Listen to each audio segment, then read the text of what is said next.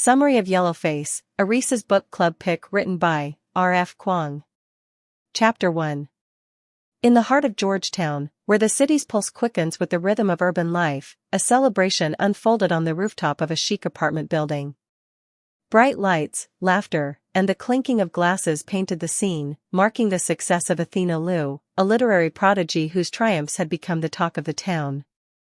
Little did I know that this night would weave a tapestry of events, both harrowing and transformative, altering the course of our lives. Athena's latest literary masterpiece, a World War I novel, had garnered accolades from literary circles and readers alike. As we reveled in her success, the shadows of my own unfulfilled aspirations cast a pall over the festivities. A simmering jealousy, carefully concealed behind a facade of smiles, threatened to mar the camaraderie we had cultivated over the years. The night unfolded with a kaleidoscope of emotions, fueled by alcohol and the intoxicating aura of accomplishment. Athena, in her moment of vulnerability, shared glimpses of the creative sanctum she guarded with utmost secrecy. The walls around her literary fortress crumbled as she spoke passionately about the characters, the trenches, and the untold stories of sacrifice woven into the fabric of her narrative. In a reckless burst of camaraderie, someone proposed a pancake-eating contest to commemorate Athena's success. The laughter that followed drowned the subtle undercurrents of envy that lingered in the air. Little did we realize that this seemingly innocent game would serve as the catalyst for a night of chaos and revelation. The contest began with gusto, a playful display of gluttony that mirrored our indulgence in success. Pancakes stacked high, syrup dripping down our fingers, we reveled in the absurdity of the moment. Athena, caught in the spirit of celebration, took on the challenge with a gleam in her eye. However, joy quickly transformed into panic as Athena's triumphant laughter morphed into desperate gasps for air. The jovial atmosphere disintegrated, replaced by a suffocating tension as Athena clutched her throat, face contorted in a silent scream.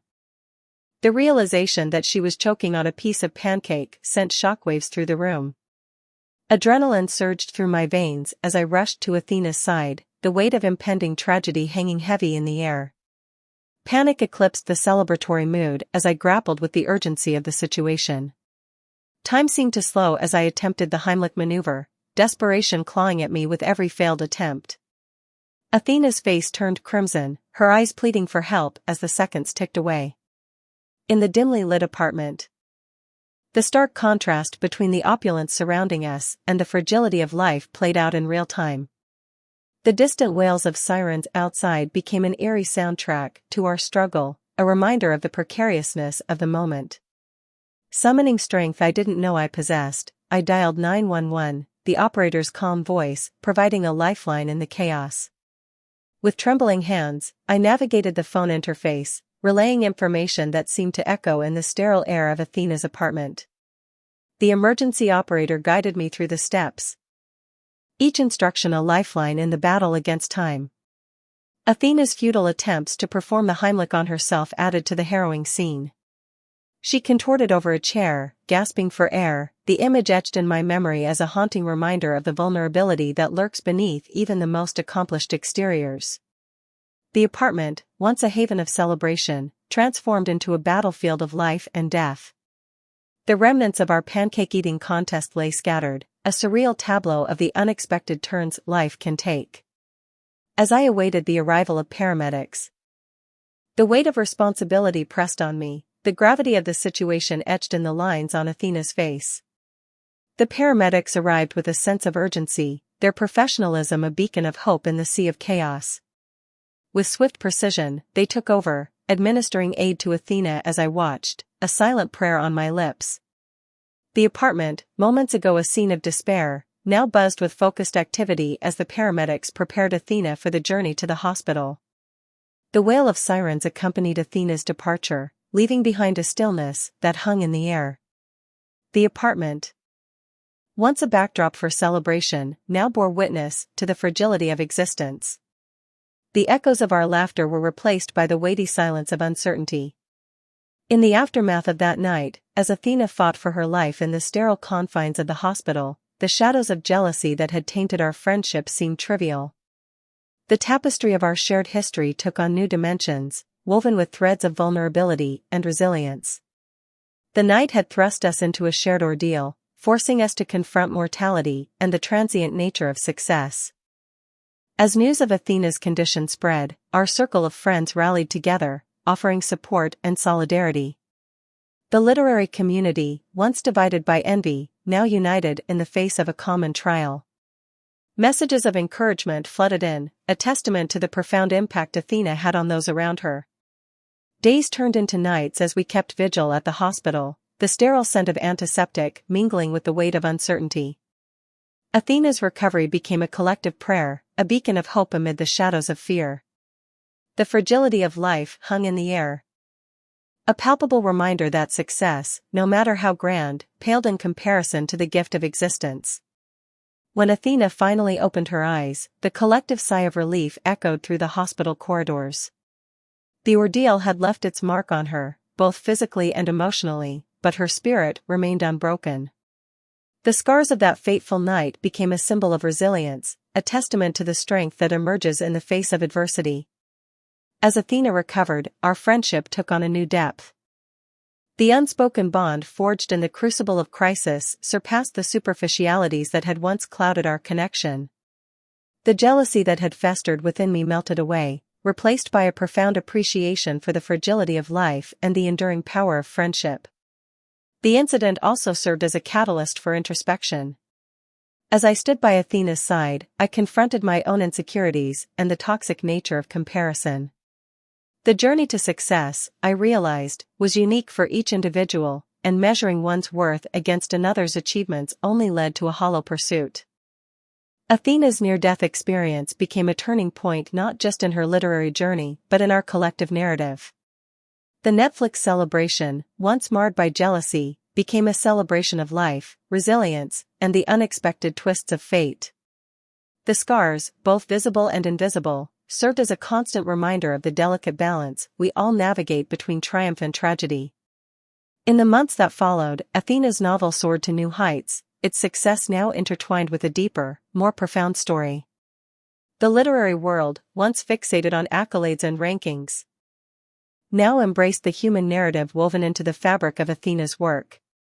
Her words carried a weight beyond the pages, a resonance born from the crucible of a life-altering night. As for me, the experience served as a catalyst for personal growth.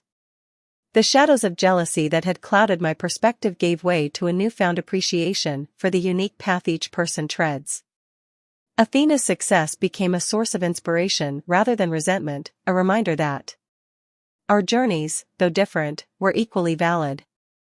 In the tapestry of our lives, that fateful night stood out as a thread of transformation. It taught us that success, no matter how grand, pales in comparison to the preciousness of life. It reminded us of the power of human connection, the resilience that surfaces in the face of adversity, and the beauty that emerges when we strip away the layers of envy to reveal the shared vulnerability beneath. As Athena and I navigated the aftermath of that night, our friendship became a testament to the enduring strength that arises from shared trials.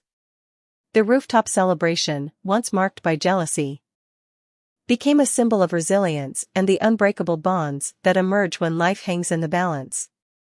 In the end, it wasn't just a celebration of Athena's success, but a celebration of life itself, a reminder to savor each moment, for in the blink of an eye, everything can change. Chapter 2. The next day, as the clock ticked closer to our scheduled call, I sat by my phone, the weight of anticipation pressing on my chest. The room felt smaller, the air heavier, as I waited for Brett's call. I had rehearsed what I would say 100 times, but now, in the quiet hum of anticipation, my mind was a chaotic swirl of emotions.